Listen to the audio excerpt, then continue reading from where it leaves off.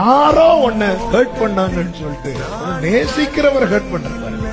மனுஷங்களால நம்ம பாதிக்கப்படும் போது நாம ஆண்டவரை பாதிப்புக்குள்ளாக்குறோம். ஆண்டவருக்கு நான் உனக்கு என்னப்பா செஞ்சேன், இப்போ நீ என்னுடைய, இப்போ நான் உன்னை நேசிச்சுதான் கஷ்டம் வந்ததும். ஆனாலும் யாக்கோபே, நீ என்னை நோக்கி கூப்பிட விட்டுட்டியா?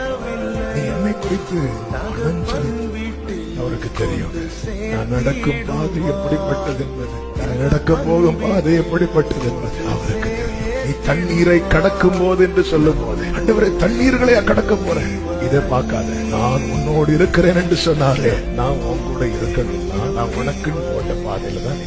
நான் விரும்பி செல்லுகிற பாதையில் இயேசு என்னோடு வரமாட்டார், அவர் எனக்குன்னு போட்ட பாதை. இப்ப நான் எதை பார்க்கணும் தெரியுமா?